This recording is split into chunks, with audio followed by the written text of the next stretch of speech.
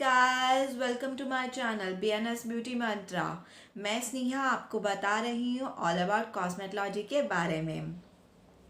तो हम बता रही हूँ पर्सनालिटी डेवलपमेंट के बारे में। तो पर्सनालिटी डेवलपमेंट में हम लोग पर्सनालिटी डेवलपमेंट की डेफिनेशन जान चुके हैं और हम हाइजीनिक टिप्स के बारे में भी जान चुके हैं।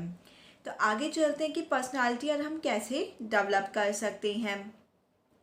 तो हम पर्सनैलिटी कैसे डेवलप कर सकते हैं अपनी और वार्डरोब प्लानिंग करके।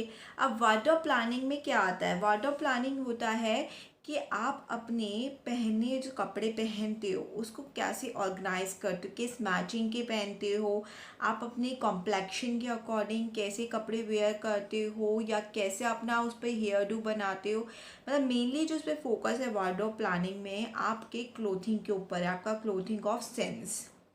The wardrobe planning means organize your clothes to be wear. It express a professional image that is constant the image of saloon guidelines to choose appropriate style.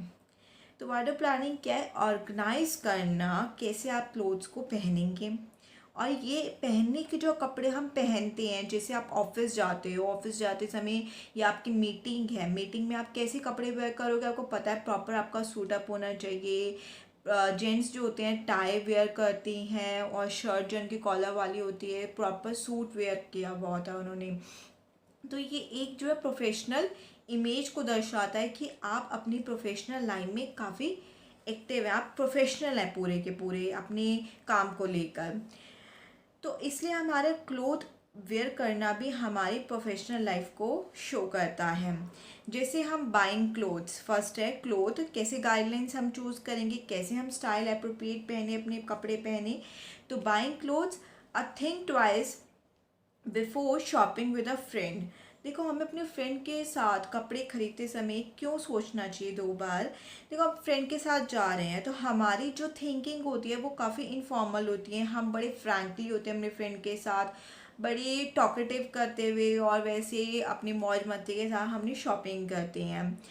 ठीक है, मौज मस्ती शॉपिंग करना इज़ गुड फॉर थिंग, लेकिन अपनी formal आपको clothing के बारे में भी सोच के चलना होता है कि आपकी जो क्लोथिंग है वो फॉर्मल वे में भी हो, कि आपके ऊपर सूट करे वो चीज़, आपके पहने हुए आपके बॉडी स्ट्रक्चर पे बहुत अच्छा सूट करे और आपके जो फेस का कॉम्प्लेक्शन है उस पर अच्छा आपको एक लुक दे।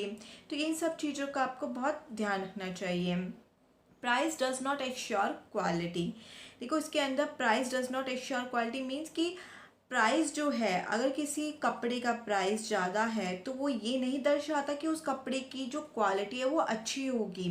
ये आपको पहचान जो है आनी चाहिए कि किस कपड़े की क्या क्वालिटी है, उसके किस तरह से इसके प्राइस ज़्यादा होंगे कम होंगे।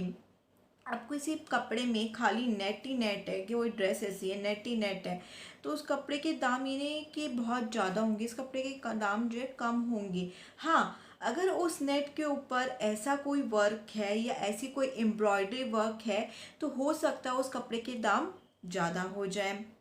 तो ये कपड़े वेरी करता है कि कैसे क्या दाम होंगे, पर दाम नहीं बताता कि कपड़े की क्वालिटी अच्छी होगी। कपड़े की क्वालिटी बताता है कि उसका दाम क्या होगा। Sorry. Next is flowing cloth is good but it does not must not be only the basis of clothing choice. Cloth की जो चॉइस है वो खाली इस बेस पे नहीं करनी चाहिए कि ये क्लोथ अच्छा लग रहा है तो खरीद लो। नहीं, ये भी ज़रूर देखना चाहिए कि ये क्लोथ अच्छा तो लग रहा है पर क्या मेरे बॉडी पर, मेरे मेरे ऊपर ये क्लोथ अच्छा लगेगा। उस बेस पे आपको हमेशा अपने कपड़े खरीदने चाहिए। दूर से पसंद आया और ख़रीद लिया, ये काम नहीं। आपके ऊपर भी क्या वो अच्छा लग रहा है, क्या आपकी पर्सनालिटी को वो एक अच्छा लुक दे रहा है, अच्छी इमेज बना रहा है। उसी हिसाब से हमेशा अपने कपड़े को परचेज करना चाहिए। Next is avoid being overly outmoded. Overly outmoded means ये नहीं कि आपको कपड़ा तो बहुत पसंद आ रहा है, डिज़ाइन सब कुछ पसंद आ रहा है, पर वो क्या आउट फैशन हो चुका है, बहुत पहले ज़माने में चलता था, ये बहुत पहले चलता था, अब नहीं चलेगा ये सब कुछ। तो उस चीज़ का भी आपको ध्यान रखना है। जो आजकल फैशन में इनमें चल रहा है वो आपको लेना चाहिए, और सबसे बड़ी बात, लेना तो चाहिए पर वो आपके बॉडी पे भी सूट कर रहा आपके बॉडी स्ट्रक्चर पे, आपके कॉम्प्लेक्शन पे, मीन्स आपके प्रोफेशनल को वो एक अच्छा लुक दे, एक अच्छी इमेज दे, आपकी पर्सनालिटी को इन्हांस करे। ये नहीं कि वो जो है आपको डल कर दे, वो ऐसा कोई भी क्लोथ परचेज ना करे। तो हमेशा कपड़े खरीदते समय भी आपको बहुत ध्यान देना चाहिए कि किस तरीके से हमारा टॉप वेयर होना चाहिए, बॉटम वेयर होना चाहिए। तो ये हमारे बहुत मैंडेटरी चीज़ है, डे टू डे लाइफ के लिए भी बहुत मैंडेटरी है, और हमारे पर्सनल या प्रोफेशनल दोनों इमेज के लिए काफ़ी इम्पॉर्टेंट है। जैसे कि आप फोटो में देख पा रहे हैं, इसके अंदर दो गर्ल्स दिखाई हैं, ये आपस में बात कर रही हैं, दो फ्रेंड्स हैं। पर परचेज़ करते समय ये ध्यान देंगे कि ये चीज़ मुझ पे अच्छी लगेगी नहीं लगेगी, सोच रही है, थिंक अबाउट इट। फिर भी तो हमेशा सोच के ही कपड़े लेने चाहिए। देन नेक्स्ट इज आपको बताया second, lines in clothes. Lines in clothes का मतलब है कपड़े में कुछ ना कुछ तरीके की लाइंस होती हैं। देन हम जो कोई भी हो, देखो कैसा भी पर्सन आ ले, वो हमेशा यही सोचता है कि मैं कपड़ा पहनूँ ना तो मुझे पतला लगूँ, या मेरी पर्सनालिटी अच्छी लगे, लुक इतना अच्छा लगे कि हर कोई मुझे ना कॉम्प्लीमेंट दे। कोई भी नया कपड़ा परचेज़ करने के बाद आप उसे पहनते हो ना जब, तो आपके मन में यही होता है कि यार कोई ना कोई तो मुझे कॉम्प्लीमेंट कर रही, कि आज तो इस कपड़े में बहुत अच्छे लग रहे हो, ये कि कपड़ा जो आप पे बहुत खिल रहा है, कलर बहुत अच्छा खिल रहा है, तो हर कोई कॉम्प्लीमेंट ज़रूर चाहता है। तो इसके आगे बढ़ते हैं कि लाइंस क्या मैटर करती हैं। लाइंस मैटर करती है कि वर्टिकल लाइन जो कपड़ा होता है वो क्रिएट करता है एक illusion of height. Vertical lines कैसी होती है, जैसे आपको शो हो रहा है इमेज में भी, वर्टिकल लाइंस होती है लंबी लंबी। अब लंबी लंबी जो लाइंस होंगी वो शो करती है लंबा पर्सन, कि वो हाइट को बढ़ा देती है, थोड़ा सा इल्यूज़न ऐसा प्रदर्शित करती है कि इंसान जो वो लंबा दिखना शुरू हो जाता है। और आइडियल फॉर प्लम्प पर्सन, ये उन लोगों के लिए सही रहता है जैसे जिन लोगों की हाइट कम होती है। अब वो थोड़ा सा कहीं ना कहीं देखो फील तो होता ही है कि हमारी हाइट कम लग रही है हमारे एज के अकॉर्डिंग फॉर फादर, तो हम लोग को कैसा कपड़ा खरीदना चाहिए उन बंदे को, पर वर्टिकल लाइंस वाला खरीदना चाहिए। इससे क्या होगा कि वो थोड़ा सा हाइट में उनके इम्प्रूवमेंट लगेगा, कि हाइट थोड़ी सी बड़ी बड़ी लगेगी, थोड़ा सा उनका प्रोफेशनल लुक लगेगा कि वो प्रोफेशनल लग रहे हैं। तो इस चीज़ का बहुत मैटर करता है कपड़े परचेज़ करने में। Then second is horizon line. Horizon line क्या होता है, इसके अंदर कट्स हाइट है। हॉरिजन कैसी होती है, जो लेटी हुई लाइन्स होती हैं। अभी क्या करता है, कट्स कर देता है हाइट को और एड्स विड्थ। अब ये लाइन जो होती है ये हाइट तो कम दिखाता है, जैसे जो लंबे पर्सन होते हैं वो उनको लगता है कि हम बहुत ही लंबे हैं। अब उनको कैसे खरीदने चाहिए, हॉरिजॉन्टल लाइन वाले कपड़े खरीदने चाहिए। और क्या दिखाता है इसके अंदर, ये थोड़ी सी विड्थ भी ऐड करता है। विड्थ ऐड करने से क्या होगा, थोड़ा सा बंदा हेल्दी लगने लग जाता है। जो काफ़ी आपको पता है बहुत ही वेट, मतलब जिनमें वेट होता ही नहीं है, एक तरह से ये लगाएं कि एज के अकॉर्डिंग जितना वेट होना चाहिए उतना वेट नहीं है, ठीक है। तो उन लोगों को हॉरिजॉन्टल लाइन कपड़े लेने चाहिए जिनकी वजह से थोड़ा सा उनका हेल्दी लगे और प्रॉपर उनकी हाइट भी लगे। नेक्स्ट, अब नेक्स्ट इसके अंदर अगर आप देखेंगे बेस्ट कलर। अब कलर कैसे चॉइस करें हम, तो your best colours are found in your natural colour scheme, ठीक है। अब आप कलर कपड़ों का चूज़ करें तो कैसे करेंगे, आप अपनी स्किन के अकॉर्डिंग, अपने बालों के अकॉर्डिंग, कि आपकी स्किन का कलर क्या है, आपके बालों का कलर क्या है, उस हिसाब से तो आप अपने जो कपड़ों को चॉइस करेंगे। कि आइज़ और लिप्स का कलर भी क्या है भाई, उसी उसी अकॉर्डिंग आपके ऊपर वो कपड़ा खिलेगा। अब किसी का डार्क कॉम्प्लेक्शन है और वो डार्क ही कपड़े खरीद ले तो क्या होगा, और वो जो है दब जाएगा और डार्कनेस लगनी शुरू हो जाएगी। अगर वो डार्क कॉम्प्लेक्शन है और वो अगर लाइटिश, बहुत लाइटिश शेड भी नहीं लेना, पर वो मीडियम लाइटिश शेड लेता है, जैसे कि वो ब्लू में ले लें। ब्लू में कितने सारे शेड्स होते हैं, अगर वो ब्लू में थोड़ा डल ब्लू ले लें तो उनके ऊपर अच्छा खिलेगा। इस चीज़ का बहुत ध्यान रखना होता है। जैसे किसी का बिज शेड है, या बेस्ट बिज is the colour of your skin. बिज क्या होता है, मीडियम स्किन कलर होता है, ना ज़्यादा गोरा ना ज़्यादा काला, मीडियम होता है, विटिश शेड जिसे हम कह सकते हैं, जो प्रॉपरली इंडियन शेड होता है। Next is brown. अब ब्राउन किसी के हेयर कलर हैं, उनको अपना जो है हेयर कलर है तो कैसे चॉइस करें, वो अपने अकॉर्डिंग चॉइस करें।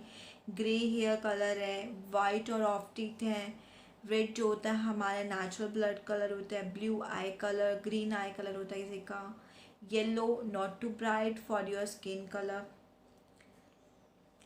ब्लैक जो होते हैं हेयर होते हैं, navy note that it does not your skin tone, if it dulls avoid it. है किसी का स्किन टोन जो है अगर डल है काफ़ी तो उनको नेवी ब्लू कलर नहीं पहनना, क्योंकि नेवी ब्लू कलर बहुत एक बहुत चटाक कलर हो जाता है एकदम से।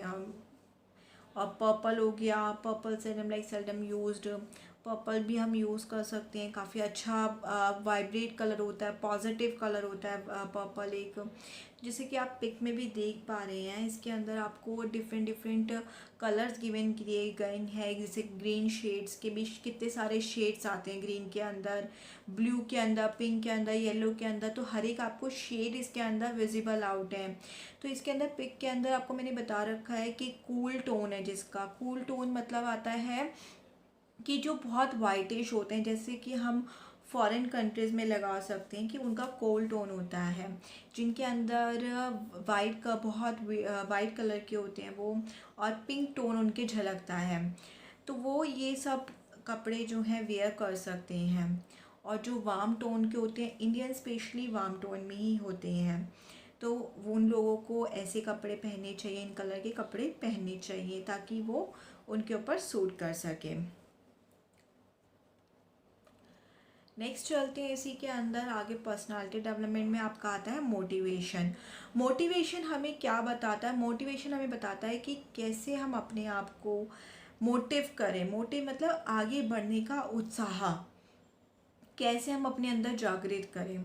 तो motivation is the experience of desire, you want something. Motivation क्या होता है? अगर आप कुछ चाहते हो, समथिंग लाइक दैट, कि आपने अपना कोई एम बना रखा है, आपको उसको अचीव करना है, बहुत सारा आपको उसके अंदर स्ट्रगल भी करना पड़ता है, बहुत स्ट्रगलिंग हो रही है, पर कई बार क्या होता है इतनी स्ट्रगलिंग हो जाती है कि आप उदास हो जाते हो कि यार अब तो नहीं हो पाएगा ये काम मुझसे। नहीं, ऐसा नहीं सोचना, आपको अपने आप को अंदर से इंटरनली मोटिव करना है कि नहीं, ये काम मुझे करना है, ये मेरा एम है, तो मुझे एम अपना पूरा करना है, अपने एम को पूरा करके ही मुझे रहना है। तो बहुत ज़रूरी है अपने आप को इंटरनली मोटिव करना। देखो, आउटसोर्स मोटिवेशन जो होता है हमें बहुत कम मिलता है, हमें अपने आप को इंटरनली मोटिव करना ही चाहिए, ये सबसे ज़रूरी है। अगर आप इंटरनली अपने आप से मोटिव होगे ना, तो आप अपने एम को पूरा करने में जो है आपको पूरा कर ही सकते हो, चाहे कितना ही आपको उसमें स्ट्रगल करना पड़े, चाहे कितनी ही मुश्किलें आएँ। तो उस मोटिवेशन में हम आगे बढ़ेंगे कि मोटिवेशन अगर आप देखें तो पिक्स में जैसे दिखाया गया, मोटिवेशन क्या है? एक एटीट्यूड है, सक्सेस है, परफॉर्मेंस, सपोर्ट, आइडिया, गोल्स, ये सब मिला के एक मोटिवेशन बनता है। तो मोटिवेशन में क्या है? सबसे पहला point, build esteem. Build esteem क्या कहता है कि self esteem is based on inner strength and begins with trusting your ability to reach your goals. देखा, इसमें भी वही बात की गई है कि सबसे पहले आपको अपना इनर स्ट्रेंथ बढ़ाना है ताकि आप अपने गोल की तरफ बढ़ सको। अपने गोल पर हमेशा आपको विश्वास रखना है कि मैं ये काम कर सकती हूँ। कर सकती हूँ तो मतलब कर सकती हूँ, चाहे इसके लिए मुझे कितना ही मुश्किल क्यों ना आए, मुझे ये काम अपना करना है, ये मेरा अचीवमेंट है, मेरा गोल है, जो अचीव करके रहना है। तो अपना बिल्ड एस्टीम, अपने आप को स्ट्रेंथ रखना, अपने आप को इनर स्ट्रेंथ देना बहुत कंपल्सरी है। Second is visualise. Visualise easier you can turn the possibility in your life into realities. देखो, जो अभी हमने सोचा है, हम अपने गोल को सोच रहे हैं, विजुलाइज कर रहे हैं, देख रहे हैं, हम सोच रहे हैं, वो भी हम अपने अंदर ही अंदर सोच रहे हैं। देखो, अंदर ही अंदर रखने से कुछ नहीं होगा, उस गोल पे आपको काम भी करना पड़ेगा, अपना आगे अपने स्टेप भी बढ़ाने पड़ेंगे, तभी तो आप उसको एक्चुअल में कर पाओगे, एक्चुअल में गोल को रियलाइज़ कर पाओगे, या क्योंकि एक्चुअल में आप उसको अचीव कर पाओगे, रियलिटी में उसको अचीव कर पाओगे अपनी लाइफ में। ये नहीं खाली उसको सोचते रहो, सोचने से कुछ नहीं होगा, उसको करना भी होगा। Next is build your strength, doing something, for example cooking, gardening, any work you invest your time to make perfect in any field. ये मतलब नहीं कि आप कुछ भी करो, कोई भी फील्ड ले लो आप, उसके अंदर बस इतना होना चाहिए कि आप बिल्कुल उसके अंदर परफेक्ट हो जाओ। उस गोल को अचीव करने के लिए आप एकदम अपनी अचीवमेंट पूरा अंदर से अपनी पूरी स्ट्रेंथ लगा दो। जिसे कहते हैं ना कि बड़े लोग कहते हैं कि अपना दिन रात एक कर दो, हमें वैसे ही अपना दिन रात एक कर देना चाहिए हमें उस अचीवमेंट को पाने के लिए, उस गोल को पूरा करने के लिए, वहाँ तक पहुँचने के लिए। Next is be kind to your self, put a stop self critical और negative thoughts that can work against you. अब कई बार क्या होता है, उस गोल को अचीव करने के लिए आपको बहुत सारी दिक्कतें आएंगी, बहुत सारे आपके जो हैं स्ट्रगल्स होंगी आपकी, बहुत सारे बीच में, जैसे नॉर्मल भाषा में कहूँ मैं, रोड़े आएंगे। ठीक है ना, कहते हैं ना इसमें तो बहुत रोड़ा आ रहा है, ये काम करने में फलाना हो रहा है। ठीक है, आ रहा है तो कोई दिक्कत नहीं है, उसे आने दो। पर आपको अपना इनर मोटिवेशन बनाए रखना है, अपने आप को नेगेटिव थॉट से नहीं भरना। आपको अंदर से यही थॉट बनाए रखनी है कि नहीं, चाहे जितना मर्जी कुछ हो जाए, मैंने ये अगर ये सोच रखा है मुझे ये काम करना है तो मैंने करना है, इस गोल तक मैंने पहुंचना है तो पहुंचना ही है। कभी भी अपने आप को क्रिटिसाइज नहीं करना, नेगेटिव नहीं सोचना। पॉजिटिव सोचोगे तो पॉजिटिव होगा, और अगर नेगेटिव सोचते रहोगे ना तो नेगेटिव ही रिजल्ट मिलेगा। तो इसलिए हमेशा पॉजिटिव सोचते रहो। जिसके अंदर कहते हैं ना, अगर आप लोगों ने पढ़ा तो लॉ ऑफ अट्रैक्शन, वही चीज़ है कि हमेशा अपने पॉजिटिव ही सोचते रहो कि इस गोल को आज नहीं तो कल तो मैं अचीव करूँगा।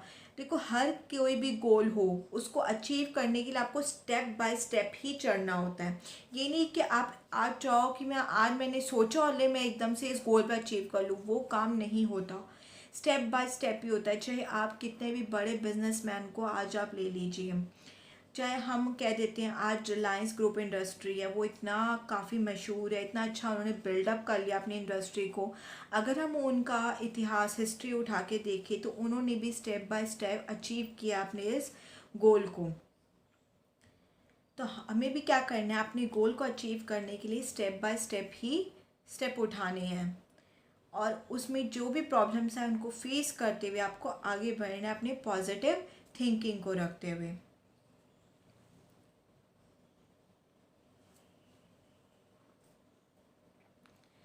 Success for yourself.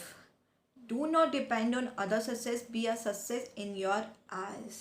ये दूसरों के सपने देखे हुए वो आपके लिए सपने नहीं है, वो आपके सपने नहीं है। देखो, सीधी सी बात है, आप जो सपना अपने लिए खुद देखोगे ना, वही आपका सपना अपना है। तो इसलिए दूसरे का गोल कभी भी अपना गोल नहीं हो सकता। हो भी सकता है, मैं कह सकती हूँ कि दूसरे का गोल सोचा हुआ हो भी सकता है वो आपका गोल भी हो, पर उस गोल को पूरा करने के लिए आपको अपने अंदर एक मोटिवेशन आना, अपने अंदर भी उस गोल को लेकर एक उत्साह जगाना पड़ेगा, एक सोच रखनी पड़ेगी, थिंक लानी पड़ेगी। समझ में आ रही है? ये नहीं कि दूसरा ही उसके बारे में सोचता रहेगा, नहीं, आपको भी सोचना पड़ेगा। इस बात का भी हमारे मोटिवेशन पे, हमारी पर्सनैलिटी डेवलपमेंट पे इम्प्रूव करता है। तो keep your personal life separate from your work. In professional work do not talk about your personal life in form of front of client. हमेशा कहीं भी आप ले लो, अपनी पर्सनल लाइफ और अपनी प्रोफेशनल लाइफ को हमेशा अलग रखना चाहिए। जहाँ आपने अपनी प्रोफेशनल लाइफ में पर्सनल लाइफ डाल दी, वहाँ आपका प्रोफेशनल वर्क नहीं रह जाता है। वहाँ जो है लोग आपसे फ्रेंकली होने लग जाएंगे, आपकी पर्सनल लाइफ में इंटरफेयर करने लग जाएंगे। इसलिए हमेशा अपनी पर्सनल लाइफ और प्रोफेशनल लाइफ को अलग रखें, ये बहुत ज़रूरी है। जिससे क्या होगा, कोई आपकी पर्सनल लाइफ में इंटरफेयर ना कर सके और ना ही आपकी प्रोफेशनल लाइफ में इंटरफेयर कर सके। अगर आपको अपना गोल अचीव करना है तो हमेशा प्रोफेशनल लाइफ को ही अपनी प्रोफेशनल में रखें, ना प्रोफेशनल लाइफ को पर्सनल में डालें, ना पर्सनल को प्रोफेशनल में डालें। ये बहुत ज़रूरी है अपनी प्रोफेशनल लाइफ को बनाए रखने के लिए, अपनी पर्सनालिटी को बनाए रखने के लिए, अपनी गोल्स को अचीव करने के लिए स्पेशली। अपने गोल्स को अचीव करने के लिए ये बहुत ज़रूरी है। आगे चलते हैं हम प्रोफेशनल एथिक्स के बारे में। प्रोफेशनल एथिक्स क्या होते हैं? एथिक्स होते हैं जो हमारे एक मैनर्स होती हैं, या हमारे संस्कार कैसे कहते हैं हम लोग हिंदी में, संस्कार, वो हमारे एथिक्स कहलाते हैं। जैसे कि आप लोग पिक्चर में देख पा रहे हैं, एथिक्स क्या होता है? Ethics is moral principles, honesty, right, fairness, responsibility, consciousness, choice, honour, value, integrity, ये सब हमारे एथिक्स कहलाते हैं, हमारे संस्कार। हम कैसे बात कर रहे हैं, हम अपने प्रोफेशनल में हम कैसे चल रहे हैं, या हम अपने क्लाइंट्स को कैसे सजेस्ट कर रहे हैं, किस वे में सजेस्ट कर रहे हैं, हम लोग अपनी कितनी ऑनेस्ट हैं अपनी चीज़ को लेकर, ये सब कुछ हमारा एथिक्स में ही कहलाता है। Ethics are the moral principles by which we live and work. Ethics हमारे काम में पद दिखाता है कि कितना हम सच्चे अपनी काम के प्रति हमारा लगन है। ठीक है। 5 ways to show ethical person, कैसे हम अपनी इथिकल्स लाइफ को दिखा सकते हैं, इथिकल वेज दिखाते हैं, वो 5 वेज मैं आपको बता रही हूँ। First is provide skilled and competent services. आप कैसे अपने काम को कितने अच्छे से प्रेजेंट कर रहे हो, ये हमारे इथिक्स में आता है। जैसे कि आप किसी से भी ले लो, आप क्या कहते हैं, आप किसी को आप हेयर कॉम भी कर रहे हो, इवन आप किसी क्लाइंट के आप हेयर कॉम कर रहे हो, या मैं कहूँ मेकअप आर्टिस्ट में लेती हूँ मैं, आप मेकअप कर रहे हो अपने, ठीक है, अपने क्लाइंट का। अब आप उसमें बताओगे, देखो मेकअप सभी को पता है डिफरेंट डिफरेंट तरीके के होते हैं। बेसिक मेकअप होता है एक होता है HD makeup, air brush makeup. तो आप अपने क्लाइंट को बताओगे कि इन मेकअप में अगर क्या फ़ायदा है या क्या डिफरेंसेस हैं। ठीक है, ऐसा मेकअप करवाओगे तो क्या होगा आपका, ऐसा मेकअप करवाओगे तो क्या होगा, या आपकी स्किन के अकॉर्डिंग सबसे बेस्ट मेकअप जो आपके ऊपर ये जाएगा। तो ये सब कुछ हमारे एथिक्स में आता है। हम अपने क्लाइंट को लेकर, अपने काम को लेकर, दोनों के प्रति हम बहुत ऑनेस्ट हैं। Next is be honest and courteous and sincere. अपने काम को लेकर सिंसियर रहना, कि जो भी आप काम करो उसको ऐसे करो कि सामने क्लाइंट को लगे कि इसने अपना पूरा एफर्ट के साथ काम किया है। ठीक है। Third is never share what clients have told you privately with others when you are close friend. जैसे आपका कोई भी क्लाइंट हो, आपको पर्सनली कुछ बोल के जा रहा है, वो कभी भी किसी को नहीं बताना चाहिए, चाहे आपका कितना ही क्लोज फ्रेंड क्यों ना हो। जैसे समथिंग लाइक दैट कि कोई क्लाइंट कह रहा है कि भाई मैं काम करवा के जा रही हूँ, मतलब मैं आपको एक सीक्रेटली बात बता रही हूँ कि होता है, मोस्टली जगह होता है कि बहुत लोग होते हैं कि बताना नहीं चाहते। अब होता क्या है कि पार्लर है, अगर जो कहूँ एक जगह है कि पार्लर है, वहीं पर ही उसकी फ्रेंड्स भी रहते हैं, उसके आगे रिश्तेदार भी रहते हैं, और वो उस पार्लर में काम करवा के जा रही है। तो वो क्या कहे कि यार प्लीज़, अगर कोई मेरे रिश्तेदार या कोई फ्रेंड आए तो उसे प्लीज़ मेरे बारे में मत बताना कि मैं क्या काम करवा के गई हूँ, या कितने का काम करवा के गई हूँ। तो ये एक ऑनेस्ट की तरफ, सिंसियर की तरफ जाता है कि वो आपको कुछ का बात कह के जा रही है, तो वो आप किसी को ना बताएं।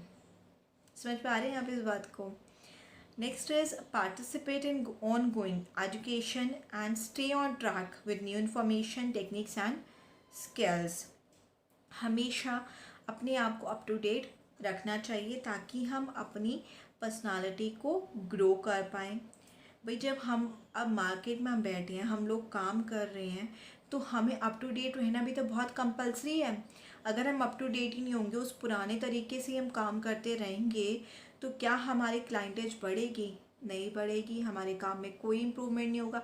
तो इम्प्रूव करने के लिए क्या, हमें अप टू डेट भी रहना है और काम भी करते रहना और न्यू टेक्निक्स को अपनाना भी है। Next is fifth, always give correct information to clients about treatments and any products that they may want to purchase. अब आप हमारी फील्ड में देखोगे, कॉस्मेटोलॉजी ब्यूटी फील्ड में आए दिन कोई ना कोई कॉस्मेटिक न्यू प्रोडक्ट्स लॉन्च होते रहते हैं, तो उन सब के बारे में आपको जानकारी होनी चाहिए। आजकल इंटरनेट हो गया के ज़रिए बहुत अच्छी एक आपको नॉलेज मिल जाती है। इवन हमारे जो कस्टमर्स आते हैं उनको भी नॉलेज होती है, पर वो फिर भी चाहेंगे कि आप उन्हें सही गाइडेंस दें। फिर भी वो आपसे पूछेंगे, क्यों? क्योंकि वो आप पे ट्रस्ट करते हैं कि ये हमें सही बताएंगे, बिल्कुल ऑनेस्ट हैं कि हमें ये प्रोडक्ट यूज़ करना चाहिए नहीं चाहिए। तो आपको अपने फील्ड को लेकर पूरी प्रॉपरली नॉलेज होनी चाहिए, ताकि आप अपने फर्दर आगे भी प्रॉपर अच्छी गाइडेंस कर पाए, कंसल्ट दे पाए अपने क्लाइंट को। तो अब इसके अंदर में क्या जाना, मोटिवेशन जाना, एथिक्स जाना, तो वार्डरोब प्लानिंग जाना, ये सब कुछ हमारे धीरे धीरे स्टेप बाय स्टेप हमारी पर्सनालिटी को इम्प्रूव करते हैं। पर्सनालिटी को क्या करते हैं, इम्प्रूव करते हैं। हमारी पर्सनालिटी को अगर हमारी इम्प्रूव होगी तो हमारा जो वर्किंग स्टाइल है वो भी इम्प्रूव होता जाएगा डे बाय डे। ऊपर हमारे अंदर कॉन्फिडेंस लेवल बढ़ता जाएगा और हम अपने काम के जो प्रति हैं काफ़ी अच्छे से सजग रहेंगे, अच्छे से उसमें कंसंट्रेट कर पाएंगे और ऑनेस्ट रहेंगे, सिंसियर भी रह पाएंगे अपने काम को लेकर। Thank you for watching my video. For any query related to this video, comment me on my comment box. Please subscribe us, like us for watching more video and take more knowledge. And thank you to promote me.